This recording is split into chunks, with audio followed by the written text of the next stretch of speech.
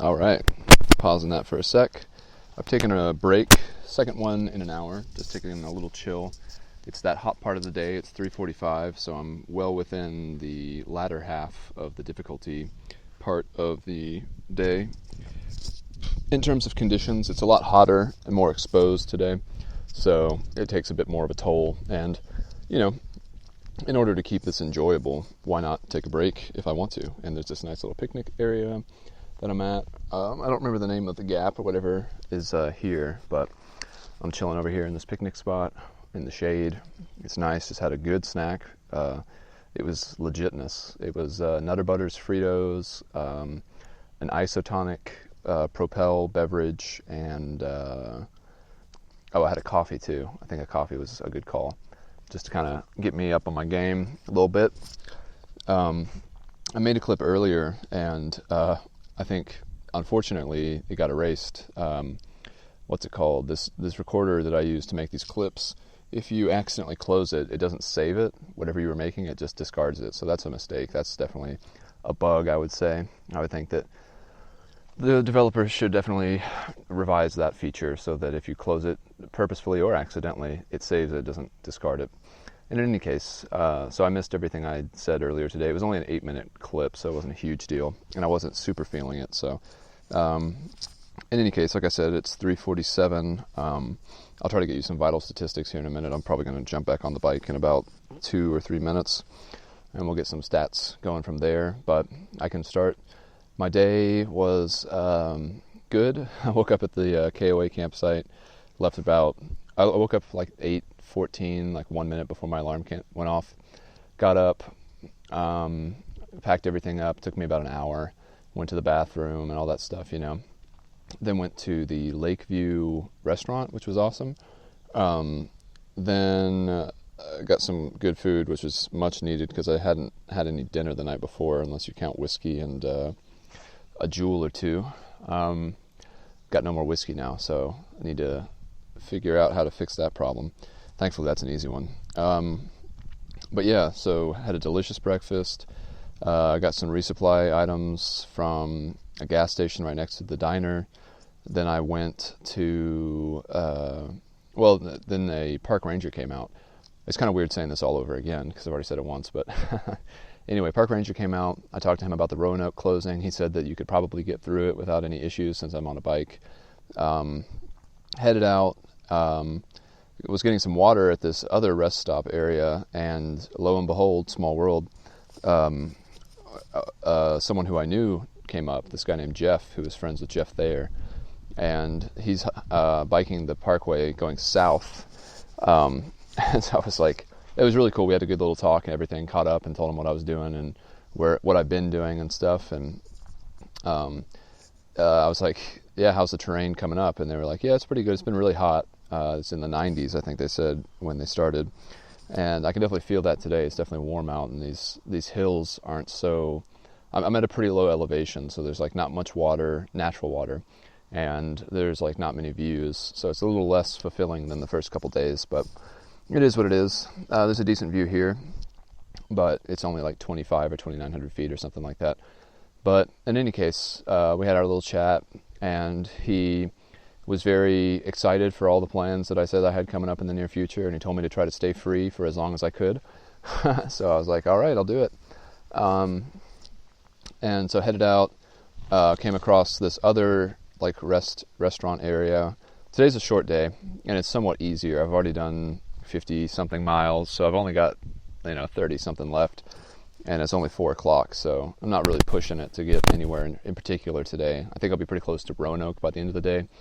So I think food and relaxation will be close at hand. But yeah, I went to this little area where they, Jeff told me it's like the most photographed area of the whole parkway. It's this little mill, like with a water-powered bridge, or water-powered, what is that thing called? I don't remember. In any case, it was one of those things.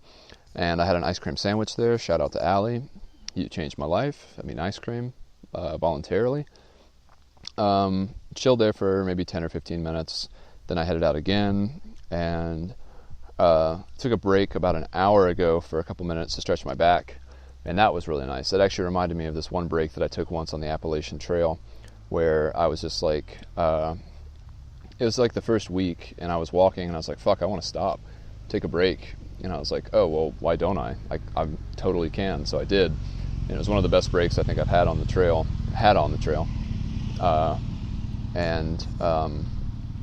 I did that, listened to music for a minute, just kind of relaxed. You know, there's no harm in escaping the more arduous conditions of the day, because I think it helps with the overall flow of it. Some motorcyclists just showing up. And now here I am again, about an hour later, taking another break, just chilling. Still feeling good. It's clear blue skies, so the sun is definitely beating down, and you know, the lower elevation certainly doesn't help with the heat. I'm gonna probably head out soon since these dudes appear to be stopping.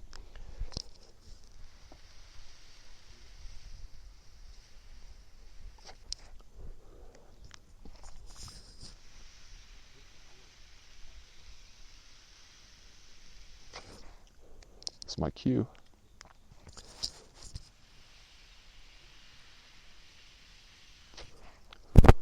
All right, let's get all this junk situated.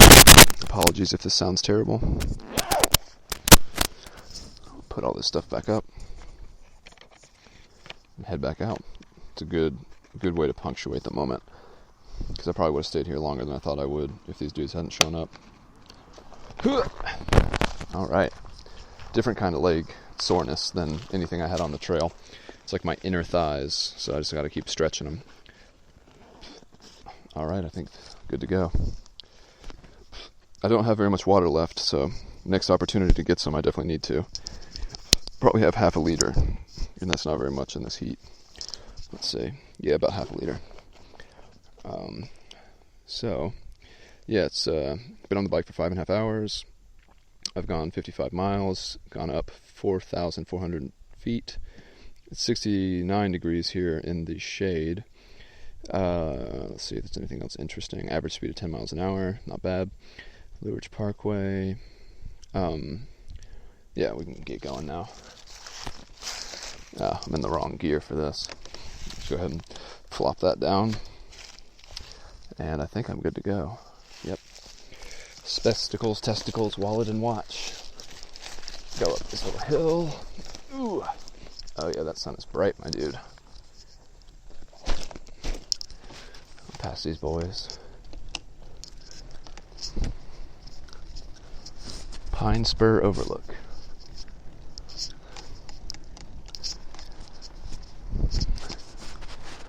That's pretty. It'd be nicer to have been closer to the overview, but it's too hot. The sun's going to be up like this for another couple hours.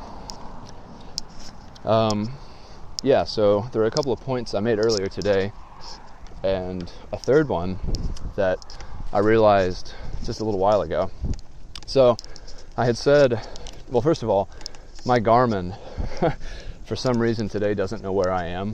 I've tried to load the course several times, and every time it just keeps telling me to do a U-turn, turn around. I don't know what that's about. I'm going the right direction. Maybe when I made the route, I accidentally put it in reverse. Maybe I accidentally hit the reverse button, so it thinks I need to go south or something. It doesn't really matter. I mean, generally speaking, I can keep going north. And the campsite tonight at Explorer Park, shade, is just north ahead of me, a few miles. So no big deal there. Kind of annoying because I can't look at the elevation profile like I've been doing.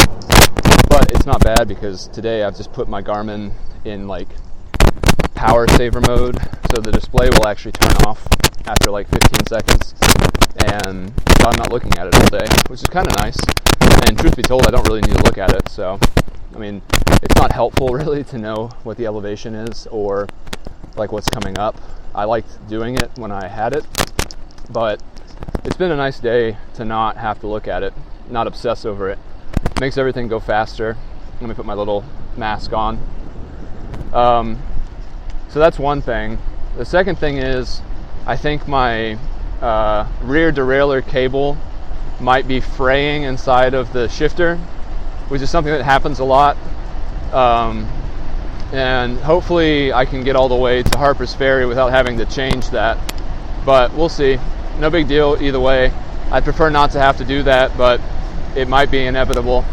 There've been a couple times where I've tried to shift into the highest gear and it won't go down that far, which is usually an indication that it's starting to fray, because like the little tendrils of the cable are like getting they're causing it to not properly shift. So that's another thing that's possible. And so the realization I had today, sometimes my rear brake will all of a sudden, seemingly with a mind of its own, get harder. Like it'll all of a sudden, like it's closer to the pads than it previously was for no reason that I could like ascertain. And today I realized, the back of my foot just about, in fact I just did it by accident trying to prove my point. The back of my foot like actuates this little circular thing. Those boys are going fast. This little, like it's you can move the pads in and out on this caliper, and there's an easy way to do it without needing any kind of special tools or anything. And sometimes my heel will clip it a little bit and tighten it. And so that's interesting because I never knew how that was happening. I'd always be like, why is my brake all of a sudden harder?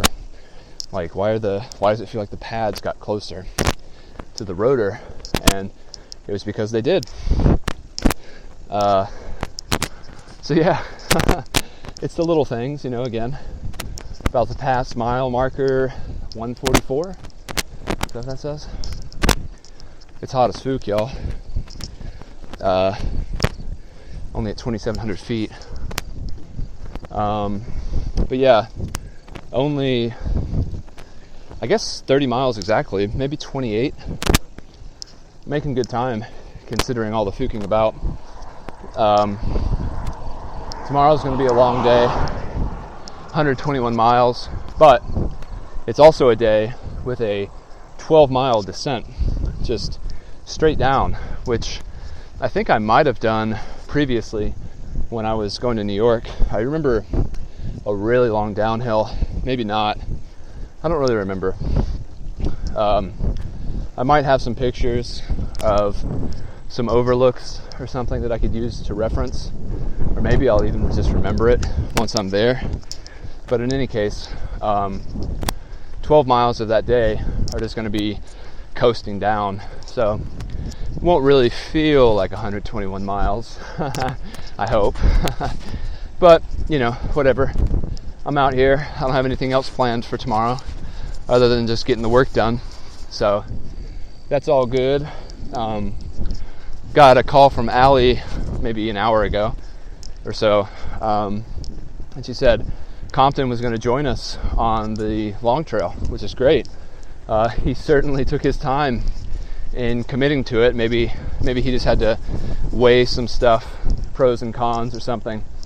But he's going to be joining us, which will be fun. We spent so much time together, and he's a great guy. It would be truly a shame if we all started to kind of just float away from each other. I've been trying to keep in touch with Allie as much as possible, obviously. She's a good hiking partner. And Compton too. But other members of the group have sort of waxed and waned in their involvement with everything. So, it'd be good to see him. He's a good guy, generally speaking. Also just really good at logistics. So we'd be able to do a lot more with a lot less input from me and Allie, because he just kind of enjoys looking stuff up, and he would make sure that we had a memorable time just because he would be researching so much, things to do, things to see, places to go, things to eat, etc. He's a good guy to have, and again, company can't be beat. He's got some of the best bad jokes you could ever want. I'm sort of also kind of realizing last night, there was a couple times where it felt like my bike was dragging all of a sudden. And I think that must have been because I was hitting that little dial on my caliper and making the pads go into the actual rotor. Not the best design, but I've also thought about it from that aspect of whether this is a design flaw, and it's not necessarily, because it wouldn't be possible to hit that probably if my foot was on a fixed pedal, like with the clips and all, or the clipless pedals or whatever. My foot wouldn't be able to go back more than a certain degree. And also, if my bike was a different geometry, if I had longer chain stays or something, I would similarly not be hitting it. So I suppose it's just a coincidence of fate that it is the way that it is, and I keep hitting it. But at least I know now what it is. But it sort of kills me to think that I might have been climbing yesterday and the day before and the day before that, and that it might have been harder than it needed to be by a small margin, just because my back brake was rubbing a little bit more friction. But whatever, figured it out, feel pretty satisfied with that, and I'm pressing on. 57 miles. I wish I knew exactly. I mean, I could do the math. I think today's an 86 mile day. Well, let's do the math. It doesn't really matter. Got nothing else to do. Navigation, courses, saved courses. Day 4. Oh, 83.8. Okay. So let's call that 84.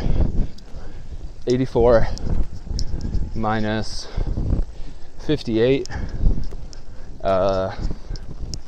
7, 14, 2, 6, 7, 2. Is that 36 miles left? Maybe. So something like 3 hours. Unless I come across another restaurant or want to stop again. The latter of which is very likely. I should get there before sunset, which will be a first for this trip. I haven't made it to the end of the day, any of these days, without it being dark already. But I'm content either way. Got my peanut butter and jelly, my bread, got a 560 calorie muffin, Ritz crackers, and I think soft baked Bavita. Do need some more water as soon as I can find it, but I'm not particularly thirsty right now. So yeah, pressing forward. Here's another mile marker. What we at, y'all? 143. Nice. I guess that makes sense considering the last one was 144. I definitely enjoy these mile markers. They give me something. They give me bearings, you know. I don't have to worry about going south by accident. Another thing I just realized, actually, is that the mile markers are always on my left. They have not ever been on the right. So, as if let me put on my little face thing. In case I ever needed any kind of verification that I'm going the right way, I suppose they put those on the left so that you could reference your direction by just noting every mile which direction or which side of the road the mile markers appear. So that's interesting. Hopefully that is something that they planned out. It wouldn't really make sense for them to deviate at this point. I do believe every single one has been on my left-hand side. It seems like for cyclists at least, the more traditional route for the Blue Ridge Parkway is north to south. I'm not really sure why that is necessarily. I suppose it's probably easier starting it in the north. That's also where mile marker 0 is. But I don't know. I've said it before and I'll say it again. And to quote, what's his name? Something Harris. What's his name? Not Russell Harris. This is midday syndrome right here. Not Sam Harris. What's that guy's name? I have a shirt of his because he passed away. He was on Comedy Bang Bang a lot.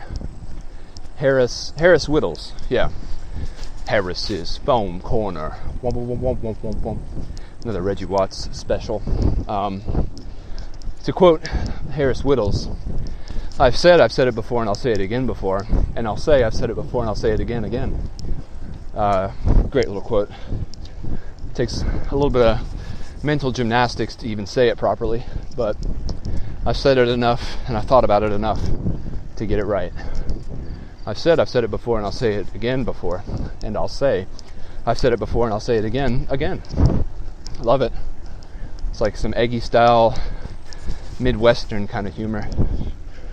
Fook, dude, it's hot. Got that sun blaring, but to be fair, I think I would prefer that, skin cancer notwithstanding, to shitty, cold, wet weather with bad wind. I was thinking about it the other day. Would I rather be stuck in a rainstorm or have a really bad headwind? Pretty much both are terrible, and I don't really know which one would be worse. I would certainly hate both, because they both break your spirit in different ways. Maybe the rainstorm, because at a certain point when you're getting wet, you just say "Fook it," because you know that saturation point comes. You can feel it. You're not going to recover. All your stuff is wet. Socks soaked through. Bags wet. Smells accentuated and exacerbated. So you don't have to come to peace with that, but it behooves you to do so. Whereas the headwind, there's really no peace to come to it with. It's just hard. It's a little windy today, but not bad. What is this, 7%? Good. I was gonna say, I'm a bitch if I'm going this slow, and it's anything less than that. And of course it goes down to 5% right when I say that.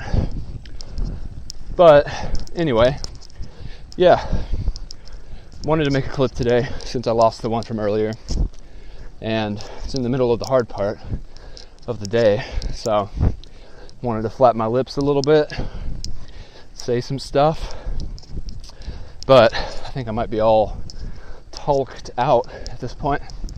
It's just up and downs all day, no mountains, just Virginia hills. I suppose this is kind of what it means when they say Virginia flattens out. It's like no more mountains, but just pointless up and downs that really take the wind out of your sails. I mean, I'm fine. I know in a couple hours, what a shitty thought, that things will be better. And time is going pretty fast. So I'll just keep plodding my way along. And listening to music, I suppose. I'm listening to this mix on my MP3 player of all the artists that I have that are in an unknown category for some reason. The artist field was never properly filled in for whatever reason, but it's a bunch of really good stuff. I was digging it before. Mile marker 142. I did cross the 300 mile mark as well today at mile post 169. So that was kind of cool. There's really no there's really no signage that will indicate anything cool until I probably exit the parkway at this point, because tomorrow I'll be in the double digits as I go closer and closer to Waynesboro. I'm pretty stoked for that. Waynesboro definitely holds a special spot in my heart. When we went on the AT, we went through Waynesboro twice. The first time, pretty glorious, right before the Shenandoahs. We stayed at the YMCA, which I'm hoping to replicate. Although I think I'm just going to have to show up late. I might call them just to give them a heads up, because I certainly don't mind doing the ask for forgiveness rather than permission thing. but I don't really want to have my sleep interrupted because I don't have the little tag on my tent that says that I paid and registered to stay there. So if I call them and give them a heads up, maybe try to pay them over the phone or something, at least maybe they could hide that little tag outside so that when I get into Waynesboro, I can sleep soundly and feeling like I'm not going to be interrupted. That's what a mature person would do. So maybe that's what I'll do when I get to camp tonight. Today and tomorrow, I guess, are the last 2 camping days that I have planned. In Front Royal, I might treat myself to a motel room, get a shower, have a nice bed. In fact, I don't see why I wouldn't do that in Front Royal, since the next day I'm basically just doing a victory lap. The last day is only 46 miles, and it's barely any elevation. It's like 1,400 feet maybe. Going to be meeting John Finley, who I need to kind of touch base with pretty soon to make sure that we're on the same page. Because I'd said that I'd probably meet him at around 10, and I've been leaving a lot later than I thought I would. It takes time to put all this shit up, and I'm not really in any huge rush since I'm by myself, especially on a day like today when I knew it was going to be shorter and easier? Question mark? Not so sure about that part anymore. Of course, that's heat of the day talking. It was fine until things warmed up. But yeah, not much water. But this is the first time I've really been even a little bit concerned about water, so that's a bit of a victory. And I could always take out my Blue Ridge Parkway app, see what's coming up. Fook. It's probably 7%, right? 6%. Just about to cross over into 60 miles. So I think I did the math wrong. Because 60, 24 would be 84. So I might be even closer than I thought. Which is another reason not to worry about water. I might sneak over to this shady spot, going the wrong way against traffic. But yeah, doing well, feeling good. I think it's time to listen to some music on my speaker so I can keep my ears open. Yep. All right. Me later. Bye for now.